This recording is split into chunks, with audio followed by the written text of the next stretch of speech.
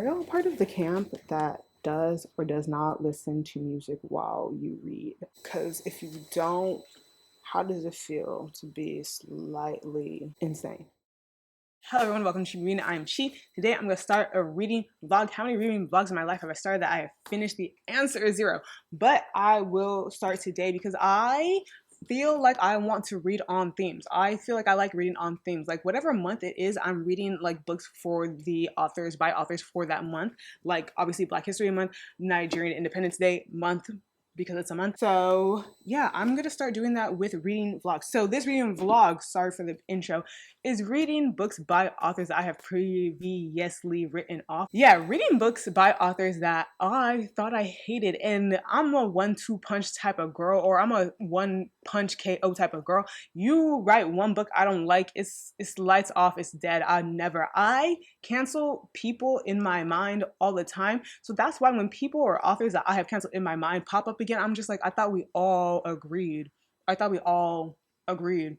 It's like once I stopped listening to Drake and I started hearing Drake outside, I was like, I thought we all said that Drake could fall into. Just me, that's fine. But I actually know I did give Scarlett St. Clair's, I don't know if it was her debut book, but her book that released, I think 3 years ago. I don't remember what it was, but I'm pretty sure it was a Hades and Persephone retelling. And I hated it. It was just, and you know when, I'm gonna go on a tangent, stay with me. When everyone back in the day, I know we don't like to bring her name up, but when Stephanie Meyer was writing Twilight books and everyone was just like, oh my gosh, I can't get through the writing is so bad. Talking about writing. Me, myself, I'm a child. I was a teenager reading those books. So when everyone was talking about writing, I'm just like, I don't know. She writes better than all of the people I'm reading about in AP Lit. So I don't get why you people are coming for writing. Like when they were saying writing back in the day about Stephanie Meyer, I'm like, y'all think she got grammatical errors? Is it the spelling? I never saw it. But reading Scarlett St. Clair's first book, I'm gonna put it right here because I definitely don't have that book anymore.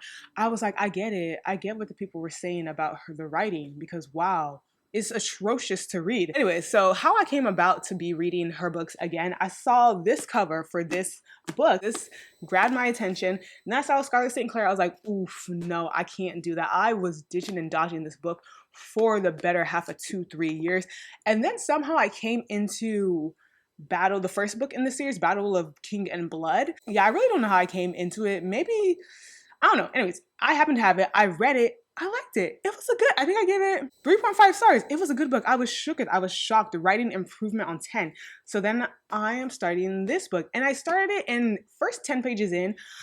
I know it's way too early to tell, but I'm not liking it as much as I did King of Battle and Blood. So I'm like, are we reverting back to our natural roots? Like, I don't know what's happening. So I'm gonna read this one. High hopes though, because I like King of Battle and Blood. So I'm more than 10 pages. I'm on chapter 4, so I'm on page 38. Basically, this is a vampire series. Your girl's going back to her bread and butter, her roots. Vampires are not really my roots, if I'm being honest. My roots are the clique. Is the clique. Anyways, we don't need to get into what my roots are. This is the one I'm going to read, but I'm going to give this synopsis so I don't spoil it. Basically, it's about a girl. She's a princess, and she is one of the 9 kingdoms, human kingdoms, who are at war with the vampires. The vampires have basically been kind of overthrowing all of the human kingdoms, and they are just at war with them. So the vampire king comes to her kingdom and was just like, in exchange for peace and not killing all of your citizens, I want to marry the princess. So she is like, okay, I hate vampires. I want them all to die, but I love my people more. So she agrees to marry the vampire king. I'm already not liking it as much as the first book, and I feel like it's a little too early to tell, but I don't know. It seems almost as if they're setting it up as if in the previous book they did introduce a new plot, and now they're continuing on to pursue that new plot, but they didn't. There was no new plot in the last book. Like the last book could have been a standalone, and it would have been completely fine as a standalone, to be completely honest. So I'm a bit confused on that. So it kind of just seems like everything is just like Monday, Tuesday, Wednesday. So I'm not getting that too much, so maybe that's why I put it down, but we'll see for this one. The next book is by Alexis Hall, 10 Things That Never Happened. I think I read boyfriend material. I did not read husband material just because it got way too much bad reviews. And boyfriend material, I think I gave it 1 to 2 stars. It was just the main male character, or one of the main male characters in that book was insufferable. And I understand he was relatable, but insufferably relatable. I get no confidence, but just it's enough. It was enough. Basically, it's a misunderstanding. They dislike each other for a misunderstanding, and then they want to give it a chance, but there is a lot of circumstances that are preventing them, like familial circumstances, just past circumstances, a lot of insecurity circumstances, and the insecurity and low confidence circumstance is really the main one. And after a time, it gets tired. It gets way too tired, and I'm like, I don't want to read that anymore. It's fake amnesia, which seems so fun, and that is such a trope from, I feel like, my childhood that I don't see anymore. I remember DComs, I don't know if it was DComs because right now I can't remember anyone off the top of my head, but children's shows, people would get amnesia every single day. I was really thinking that amnesia was a regular, like the flu, like amnesia was a regular thing that people got. So yeah, faking amnesia seemed like a good idea when Sam was afraid he was getting sacked. So I think he fakes amnesia so he doesn't get fired. Capitalism will do that to you. I read the second one in the series because I haven't read Neon Gods, which is the first one in the series. This one's Neon Gods. This is Electric Idol. This is Radiant Sin, and this is Wicked Beauty. Here's the thing about why I have all of these books. I was tempted to come on here and say that I got them for a gift, but that would be a lie. I bought all of these before I read any of them, which is not a thing I do anymore. And this series, I should hold them up. This series is the reason why I don't do that anymore. I love the covers. I think I've read one Katee Robert book before, and I liked it enough. It was on Kindle Unlimited. It was maybe about gargoyles. I don't know. I liked it enough. And so they're retellings of Greek gods and goddesses, and they all follow a different god or goddess from Greek myth. And I want you to just say, when you look at these covers, and I say that they are retellings of Greek gods and goddesses, do you think contemporary romance? Do you think, yeah, set in modern time? Do you think, yes, a city that could be neighboring my city? Do you think that? Because if you do, you're lying. These look so paranormal, so fantasy romance down. They sound fantasy romance and they look fantasy romance. So even if I'm judging a book by its cover, that's one thing. But everything in the back. The god Apollo, Cassandra, Apollo's kind society darling, Persephone. I think this one, in Olympus, there's always a price to pay. A Greek mythological retelling, mythology, it's giving fantastical. These are contemporary books. That's not even a question. But I have liked the one book of the series that I read better if I had gone in knowing it was contemporary. I don't think so, because they're also not very good. I read that one book and I have had no desire to read any of the other ones, but I have them all and they would look really nice on my shelves. So I want to read them all and see if I like them. That was very long and long-winded. Being a adult medicine and pediatric provider, I think sometimes we think about reproductive justice as just like the right to an abortion, or people working in repro as just like OBGYNs or midwives. But thinking about like the root word reproductive, I think about reproductive justice as like, how do we reproduce ourselves as human beings? What are the things we need to like reproduce our lives, like safe housing, clean water, access to food, education, healthcare, all those types of things. And yeah, I think in my role working with children and with caregivers and parents, I kind of encounter reproductive justice just in the ways that I see them, there being barriers to people being able to like live their lives in dignified ways. Okay, we're back. Don't know what day it is from when I gave the first update. Let's start with the updates. I had already read one of them, and I'm pretty sure it was Electric Idol. Yeah, this is the one I gave. I think I gave it 2 stars. I didn't give it 1 star. Whatever, same thing. So since that reading vlog, I've finished these 2 books. Yeah, this update is well and late, but that's fine. First read Neon Gong, so this is actually the first one, and then I believe this is the second one, so I was supposed to read this one in the beginning anyways.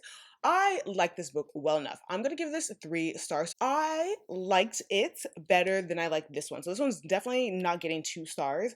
The romance was a bit rushed. But I do think this one gave a lot more context to the Olympian world and Olympus. It's still not filling in the gaps of just like the world building in this series, this world of Olympus is still very shoddy. It's still very, just the biggest pain point in my opinion. So they don't have powers or anything, but they talk about a force field that's around the city of Olympus. They talk about people who are unable to cross certain areas. They talk about like people who have like magical X powers. Like there's Hermes, who is in this book, who is a black woman. If you know who Hermes is, like in Olympus, like they're the messenger person kind of. So in this book, she's able to like get in and out of everywhere. Like there's nothing that can keep Hermes out, but it's not in a magical, fantastical sense. So I'm truly not sure. This world building is just not getting me. But the romance in this book, I did like it. So Hades is thought to be a myth, and then we find out that he's real. Her and Persephone's romance, like what leads to the romance, they do kind of like a fake dating type of thing. It's a little bit on the nonsensical side when it comes to kind of like the smut in it. I did not really like the smut. It's usually not thing very interesting, very different, and especially smut for the sake of smut, where there's not really a lot of build up that I find or that I'm invested in. I just went through, and there is the way that it came about was just really not my taste. The way they were doing it was not my taste. It was really kind of nonsensical. I do like how much emphasis they did on kind of consent and like just comfortability with that kind of the way they were going about it, because they were very much using sex as a pawn in kind of the machinations of this book. But the way they did it did not seem like it was taking advantage of like either character, the hero or the heroine. This is a 3-star book. Then I read Wicked Beauty, which is Zeus, Achilles, and Helen of Troy's book. Again, we get more into kind of like the characters. Like, these are all Greek Olympian characters, but none of them are magic or fantastical in the way that they are in the actual myths.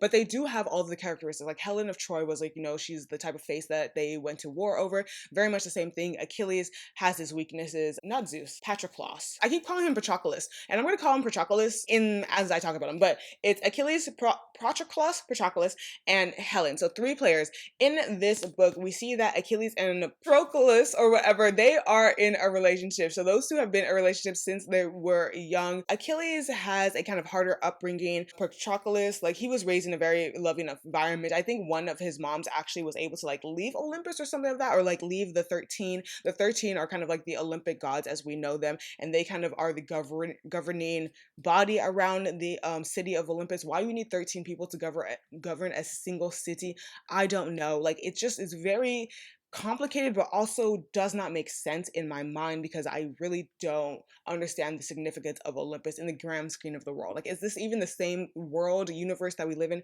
I don't know. But in this book, Achilles and Patroclus, they have been friends for very young. Met in kind of like some kind of like away camp where people were training to be part of the army. Achilles, he comes from a harder background, and then Patroclus obviously comes from not obviously, but he comes from a just easier background, and for some reason they immediately hit it off. They immediately both find a connection. So they are in kind of they're in a non-monogamous relationship. Like, they're each other's person, they're each other's mains. But like, if Achilles wants to go off, he can, and he does. Patroclus doesn't as much as like Achilles, but they know that they're each other's mains. Come in Helen of Troy, who used to be friends with Patroclus when they were really little. As she's grown up in kind of the world or the political machinations of Olympus, they've drifted apart because she is the daughter of Zeus. So basically, Ares is one of the 13, so one of the governing bodies. And in this world, the governing bodies, they are not attached to the actual name of the people. That you are elected into these. So the same way you're elected governor, mayor, president, vice president, you are elected into the one of the 13, except for Zeus. Zeus is Helen's older brother. That is a passing down. So basically, their father died and went to her older brother. Ares also recently died. He was old, died of old age. Now that position is up for grabs. And the way that they change the positions is they have trials. So again, very much not in the current world. There's not in like modern society. These are trials of like strength and kind of like mental fortitude. Like, you're doing like physical things. People can die. Like, you can die in these trials. So I'm like, what is this world? It's not making sense to me. Anyways, Helen wants to enter to be Ares because she wants to kind of like free herself from the kind of stronghold of being the daughter of Zeus and being just a pawn in the 13 as opposed to being one of the actual political bodies. So she wants to enter, but when they announce that Ares competition, her brother announces that she's actually going to be the prize, her hand in marriage, her engagement. So she's just like, what the heck, I wanted to enter. So she ends up entering anyways, and Achilles and Patroclus, they both enter as well. Patroclus really just enters so he can be behind his man. Like, he just is down for him. Like, if you need help, that's the reason I'm here. Like, Patroclus doesn't want to be Ares. Achilles wants to be Ares with every fiber of his being. They all enter, and the crux of this book is kind of a throuple romance between the 3 of them. Like, they start to have feelings individually for Helen, but they both are Achilles and Patroclus have both only been the 2 of them, and they are very close, and not very close. They are literally in a relationship. So it builds kind of like a jealousy between their relationship, even though it's kind of been non-monogamous from jump, but this kind of feels like it's more. And Helen also individually starts to have different types of feelings or romantic feelings towards each of them. So, but they're all also in this competition and they're on opposite sides. So if Helen becomes Aries, obviously Achilles can become Aries. Achilles has been Aries his whole life, so is Helen. So they're also at odds in this competition. I like this one a lot more just because I felt like the plot was more fully fleshed out, as well as the romance was a bit fully fleshed out. And there's been a lot of smut for the heck of smut in romances, and I'm like, it's enough. It's enough, I beg. Yeah, so I like this one a lot better. I'm gonna give this one 3.5. Yeah, 3.5. I liked it better. I think the characters were a lot more fully fleshed out. I actually thoroughly enjoyed this. I really did not know who was going to win for the competition. I did not know. Knowing more, I feel like we went deeper into the individual characters and kind of like their role in Olympus and like get to know Olympus even more, even though more questions came about after reading this book about the world building. But I actually feel like it might be intentional on Katee Robert's side to make the world building kind of, you get pieces of it as the books go on, because like things are starting to make sense, but it's not clicking. It's not clicking completely. The one I'm currently reading, which I think is the last one I have, is between Apollo and Cassandra. I don't know too much about Apollo and Cassandra, the actual Greek gods, like what goes on, like what their role is in Olympus. But something that I have to mention. Katee Robert is a menace to society. I have to mention the way Katee Robert describes people is too funny. It's funny. I mean, it's actually maybe lazy and actually maybe like not problematic, but may have some problems in it, but it's so funny, and I have to find it. Katee Robert will not give you an actual description of a person to save their life. She will not give you a description of their facial features. She might say she'll give you a color of hair, and that's the maximum. Okay, I literally went and downloaded all the samples of the books I've read from the Neon Gates and Katee Robert to show y'all what I mean. I downloaded a sample, which is like, only the first chapter at best, at most, maybe even half of the first chapter, to show you how it be having me dying. And I'm like, maybe I just don't be reading books and this is how the girlies are describing people and that's it. But she'll not give you a descriptor of a face, of a nothing. This is one of the sentences that includes a descriptor of someone, which is saying something. A white guy with curly blonde hair and a face to make painters weep at its perfection. A beautiful white woman with long dark hair. He's a white man about my age. Gaze tracks to a white woman standing there. He's a lean white dude. And I just searched white. And I don't know if this is conveying what I wanted to, but it is too funny. Like, and I don't know if it's like the bluntness, like if this is what we're wanting, because we used to also talk about like in the book theories how like white people would get like descriptors, like it would be pearl luminescence, the stars shining bright, like, and they just be like a brown person or something of that sort. But Katee Robert, I don't know if she's trying to like equalize it by just like not describing white people either, but she's also not doing it to black people. So now I searched black, and this is Wicked Beauty. Emotions to tell a tall black woman at his side. Then a black woman with locks pulled back from her face. I don't know. Y'all tell me if I'm tripping, but actually reading it through and just seeing her be like a white guy, a tall white woman, a white man. Here's a white man with blonde hair, a white man with black hair, a black woman with black hair, a black woman with blonde hair. Just that. And you're not going to get no other description. And then towing a young white guy with dark hair, a white woman in her 50s, a dark-haired white woman. She'll be like, it's a race and a color of hair, and that's all you're going to have to the imagination about this book. And I just find it so funny because you don't get no age, you don't get small lips, big lips, you don't get round face, you don't get cheekbones, you don't get nothing to paint the picture. You know she white and you know she black. Also, everyone is white and black. I'm not reading this one, and the main, I think Apollo, he's an Asian man. That's also all we get from him. Like, you're supposed to just paint the picture because she's giving you race and nothing else. And I'm just like, that's like that backwards equality. That's not what we wanted. Like, y'all distorted the message. Race as itself is not a descriptor, it's not a physical descriptor. And this also gets into her whole world building, because I'm like, you're not even like, setting is part of like the people and the world building, but you're not really in giving enough of either of them if all you can do to describe the people in these books is their race and the color of their hair. Like, that's just not enough to differentiate. And if you think it is, Katee Robert, we gotta talk. But anyways, all that to say, yeah, 2.5, 2 stars. I'm going to read Radiant Sin. If Katee Roberts changes and starts describing people, I will let you know. This is a huge update just to be saying absolutely nothing. And the next one, I have only read 65 pages into this book, but I'm gonna give an update either way. So this is 10 Things That Never Happened. So this book is one of those books where I'm like, I hate when, or I don't know if I hate, when one of the heroes is built up to be a horrible person, and I just feel like I just know the author's going to kind of like put in how he's not a horrible person, like, you know. So at this point, the second main lead, he has amnesia, or he's faking amnesia because of an incident that was caused by the one that was caused by the other main lead. And I'm just like, this person just seems like so horrible. Like, I don't think he's gonna redeem himself to me, but I know the other's gonna try to redeem him to me. But I'm like, I'm already set in my ways. Like, he's a jerk. Like, he's not very nice. He doesn't care that people are going to be losing their jobs, losing their income. He's already owns his company, so he's rich. I bet you the author's gonna be like, his company's failing, his grandma's in the hospital, this, that, and the third. I'm like, oh, cool, yeah, everybody has circumstances. You don't have to be this much of a jerk.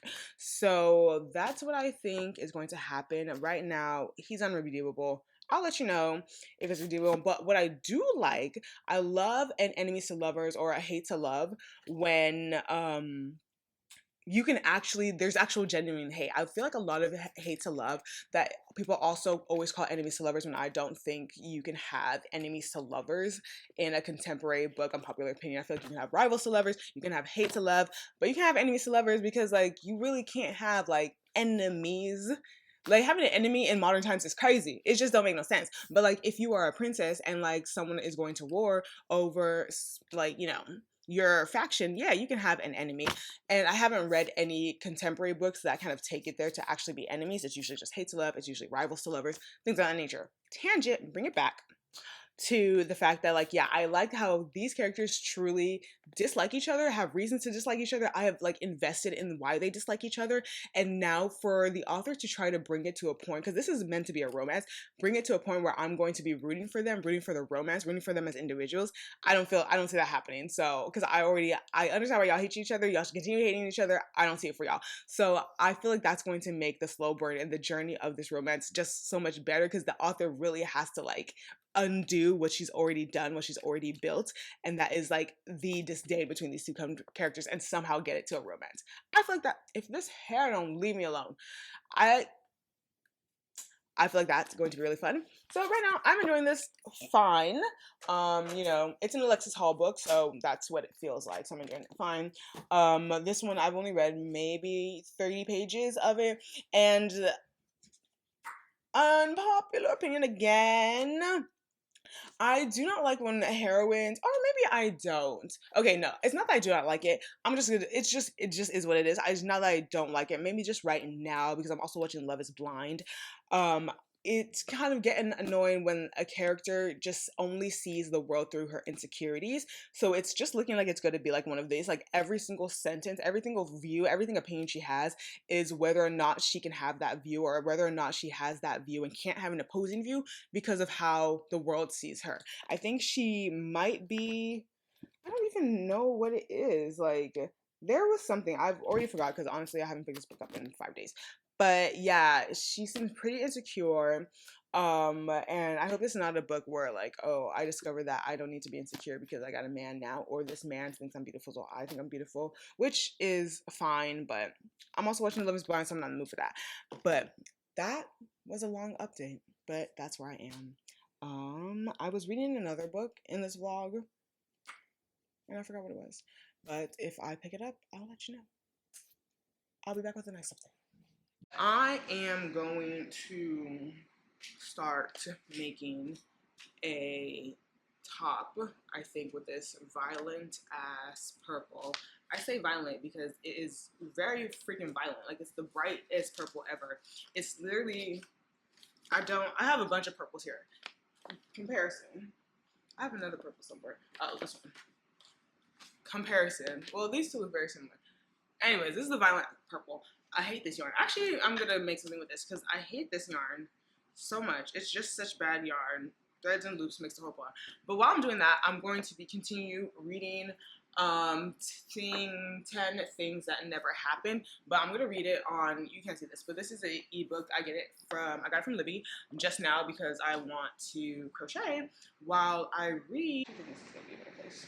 to put it. But I do this a lot. You can't see it. But what am I saying? Yeah, I do this a lot because I like to crochet while I'm reading. I like to have my hands busy while I'm reading, and crocheting is the best way to keep my hands busy while I'm reading. And it just helps me. I can read for days, hours, minutes. Oh no, I opened it incorrectly, but I can read for so much longer if I crochet while I'm reading, so that's why I do that. And I am not going to ever I don't buy ebooks anymore. I used to, but I don't believe that's not my ministry anymore. So because of that, I get them all in Libby, and then especially when they have it for books that I'm currently reading, which they do now. So what I'm going to be making with these, I'm going to be making one of those one of those, this is trying one of those square tops that's actually just a rectangle, but like you add just a little stitch to it, and then it's a top. I think Kylie Jenner is the one who made it popular, which is crazy because I feel like that top has been around forever, but Kylie Jenner got it, and all of a sudden, anyways, let me not be a hater. Who is in my house? That's what I'm gonna do while I read. Anyways, since that never happened, I am about halfway through on page 165, and there's about 400 pages in this book. That's not halfway through at all. I've read 100 pages since the last update, and I know the last update I said I like how the author is setting up the main heroes in this book, because I could not see how this kind of, their characterizations as it was right now could turn into a romance. Like, it was really just giving less than platonic. It's giving just very much no sexual chemistry, no romantic feelings, no like looks, no nothing, like nothing romantic. And I feel like that's the best build for a slow burn, because the author really needs to work to get me to kind of start to believe in the flirtation, start to believe in the connections, the chemistry, really kind of have to work for it. And that's what I love about a slow burn. I'm halfway through and I'm not feeling it. Not that I'm not feeling the book, I'm not feeling any tension, no romance, no real chemistry between these two. It's giving like if everything comes to fruition, y'all would be good friends, because I'm not sure if I set this up, but it's in a boss and an employee type of relations. One of the main heroes is now living in the house of the other hero because he's doing this whole faking amnesia thing, because right before he had got the concussion that gave him amnesia, alleged amnesia that he's faking, his boss had fired him and his entire team. So in his convoluted mind, he is using this fake amnesia as a way to kind of get close to the boss, trying to find how he ticks, trying to find a way that he can get into him, or that his boss can find the humanity in him, and somehow that's going to lead to him and the rest of his team at this Bed Bath & Beyond dupe to not get fired, right? So he's living with the boss, and he's kind of getting interest in this boss's kind of home life, meeting his family, like interactions with how he interacts with his family, how he interacts with his housekeeper, how his home life is, and all that. It's not giving romance at all. And I'm like, okay, is that okay? That may be okay, because again, if the author still does a good job of like doing the slow burn and building the slow burn, but I feel like she's trying to plant the seeds now, and I'm just not feeling it. It's just not making any sense, and it's very gradual, so maybe as it builds it's gonna make sense, but it's now like a look here from the hero who has amnesia, and a look there, and like some comments, and it's also only from the perspective of one of the heroes. So for a romance, I don't mind that for a romance at all. But you kind of just don't see any of how the mind of the other hero is changing, whether or not it's becoming romantic, whether or not it's becoming something more than friends, more than boss and then employee that was just fired. You don't see that from the other perspective, so that's why it's also kind of a little harder to get invested, since you're only having one perspective of this romance. I'm gonna say right now, if it continues how it is, I just don't want it to be the thing where we get to we get to page 300 of this 380 page book, 390, 400. We get to page 350 of this 400 page book, and all of a sudden the romance is just crash. Like, you're just supposed to believe it without actually having seen the steps to it. So that's where I'm at right now. It's fine. It's a fine contemporary book. Like, I'm actually liking the interactions with this fake amnesiac, his boss, and his boss's family. I find that really cute. I love a found family. It's actually, I may say, it's one of my favorite tropes, one of my favorite literary devices. So that's always going to keep me like in a book, even though this is meant to be a romance. I'm completely fine with that. So that's where I got this one. I'm definitely going to finish this today, and then I'm going to move on to Radiant Sin from Katee Robert. But I really hope this book picks up on the romance because I want to feel the romance vibes. It's literally that time of day in my house where the house is actually too bright, and ironically, as someone who is filming, I'm looking for a place with low light. But besides that, I am here the next day because I don't know why I said I'm gonna come back with an update that same day.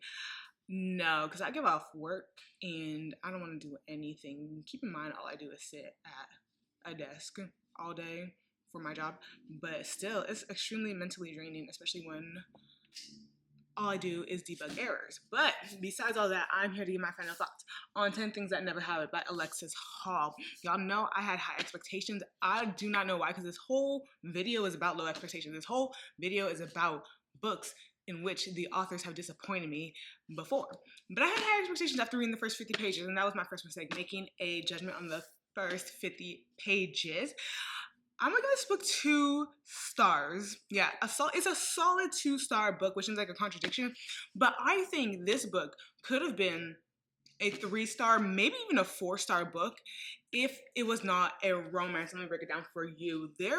I have never seen a romance and author write 2 characters with less chemistry, less angst, less anything romantic than these 2 characters. And then exactly what I said was going to happen in the previous clip happened. It's still like you expect the slow burn to start burning. You expect something to come. It's coming like we are about to be like in believing in this romance, right?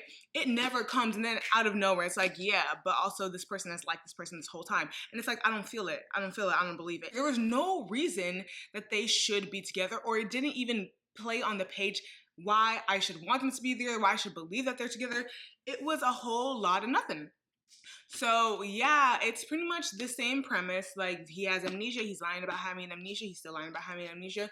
And basically what are their names? Sam, who's the one who's lying about having amnesia, who's the employee of Jonathan, gets really entangled in his boss, who is Jonathan's life, and starts to really get entangled with his family. And that is what took this book from being a 1-star to a 2-star. The found family in this was amazing. Like, I love a big family in books. I love a big family, and then someone who's not in the family just integrating into that big family and having the big family that they never had.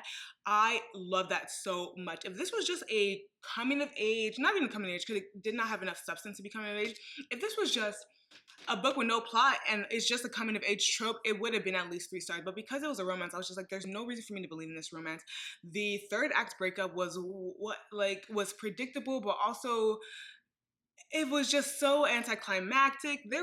I was very disappointed in this book. Another thing that I'm not sure whether I liked or disliked about this book, what the author gives absolutely no background to Sam. We get so much background on Jonathan because the setting is Jonathan. So it's Jonathan's house, it's Jonathan's hometown, it's Jonathan's family. The setting really revolves around Jonathan, and Sam is kind of being included or being like submersed in that setting. So submersed in Jonathan's house, submersed in Jonathan's family, submersed in Jonathan's like job, his like branch of the bed and bath store that they own. He's really submersed in Jonathan's setting. So we get a lot of background on Jonathan with his family, why he lives alone in a big house, why he's so like very strict as a boss, as an employer, all of these things. We get a lot of background on him. And no background on any. We even get background on these characters in Jonathan's family. So his dad, his mom, his sister, we get more background on them than we do Sam.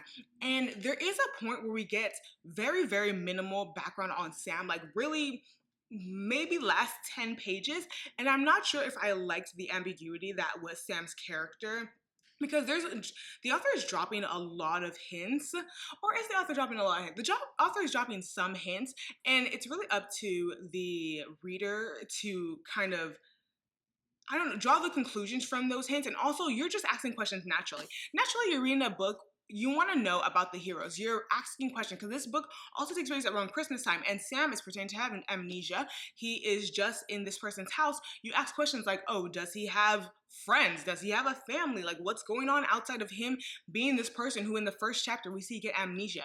You get none of that. You get absolutely no background to Sam. He is just an enigma. And because his character is not fleshed out, there's nothing that really connects these two other than being employee and boss and being in forced proximity. And forced proximity sometimes is enough, but if the characters, you're not writing them to have actual chemistry, it was not enough.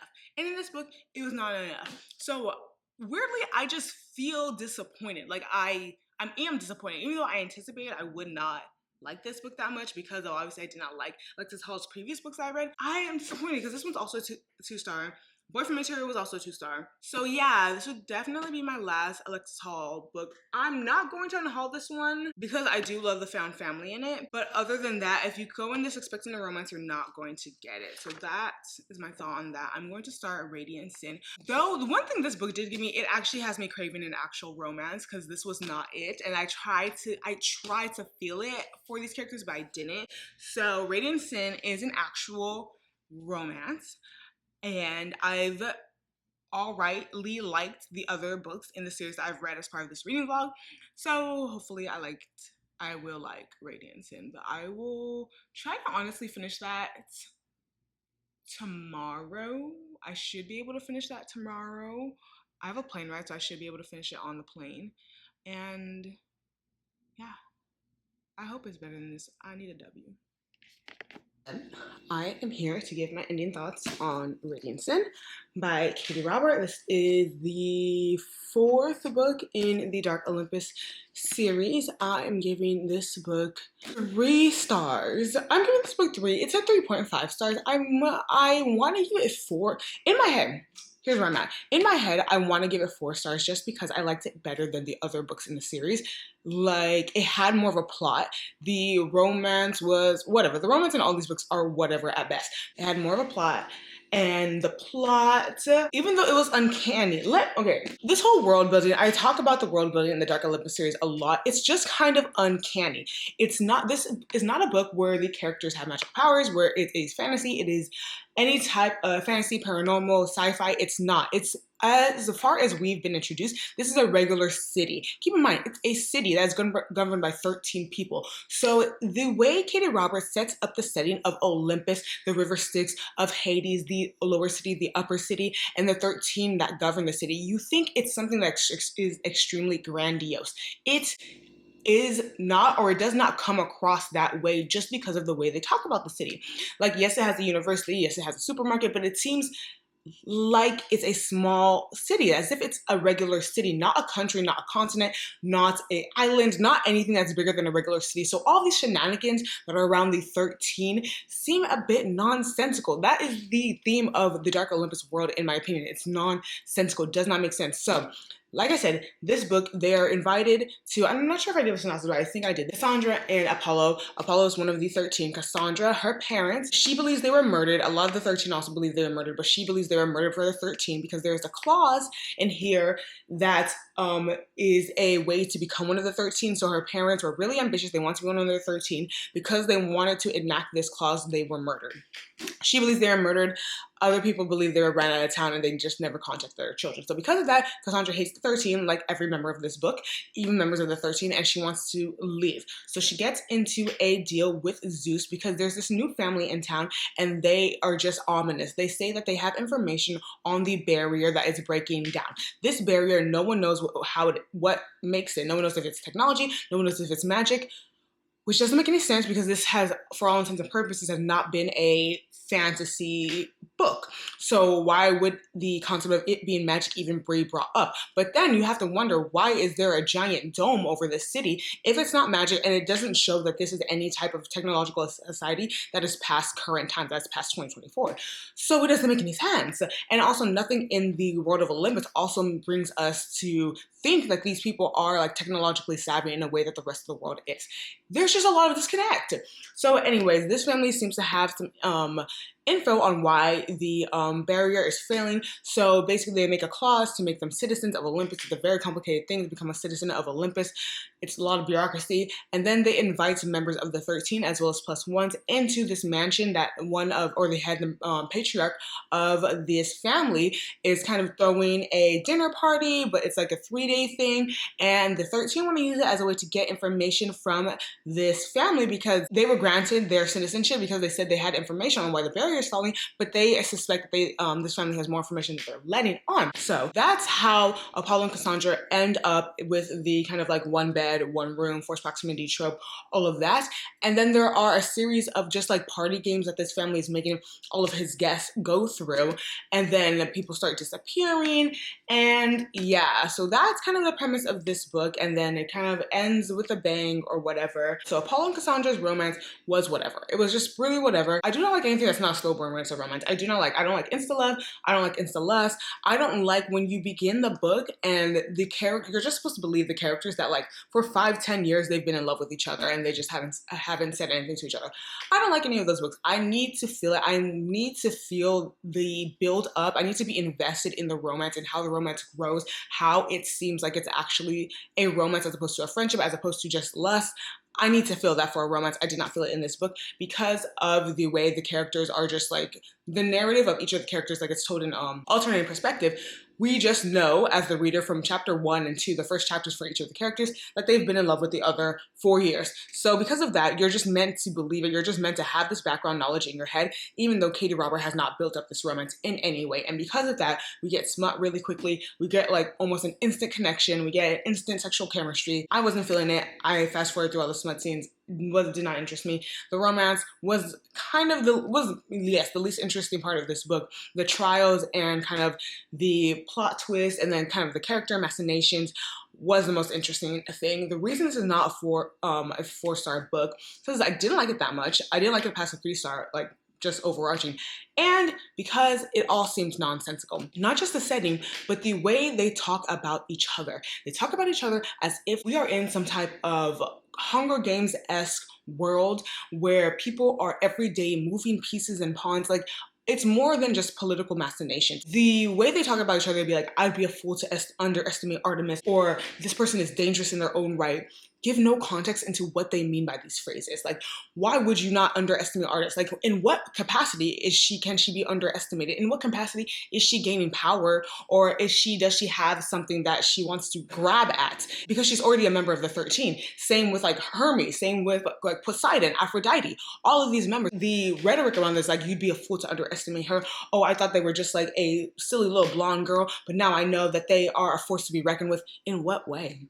In what way? It does not give any context to these phrases are just meant to kind of add to the mystique and add to the danger aspect of these characters of this world without actually giving any substance into why that would be the case. You're just supposed to believe it. I'm just supposed to believe that our Aphrodite is a force to be reckoned with for whatever reason. For whatever reason. I don't know what kind of forces. I don't know what she's doing. I will say that this book really gets a little bit more into how the laws of Olympus govern differently than the rest of the world, in a sense that they talk a lot about like murders just be happening, and it's just like no one gets tried. I don't know if there's a jail in Olympus.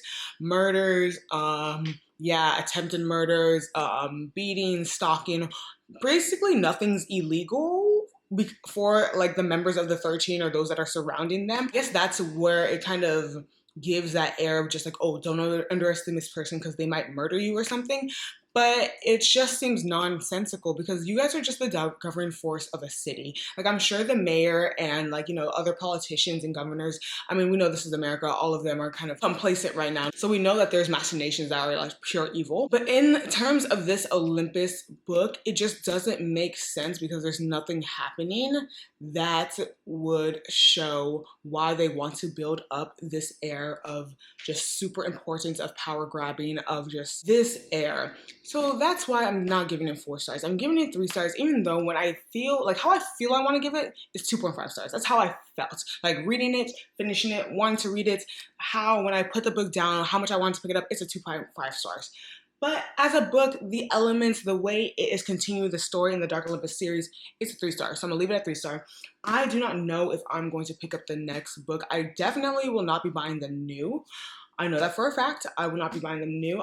It's going to have to be on deep discount, and I just have to need a serious palate cleanser. But I have no desire. Nothing is forcing me. Nothing is getting me out of the bed to go and get the next books in this series. So that's where I'm at. I don't know if this is the last clip, but if it is, thank you for watching. That is the end of this reading vlog. Actually, no, it can't be. Or I think I have another book. I don't know, but I don't have any other books on here. I am traveling. I have a conference. I have a conference in Atlanta, but I have a conference in Atlanta that I'm really excited for because it's my first time not going to an engineering conference. When you're an engineer, all your conferences are around engineering and just around new technologies and things like that. But it's not that at all. I'm just kind of the engineering rep for my company. So I'm really excited to go to a different kind of conference. And then I head to New York for one of my best friend's birthdays. And then I will be back home to edit this video because I'm not editing on vacation.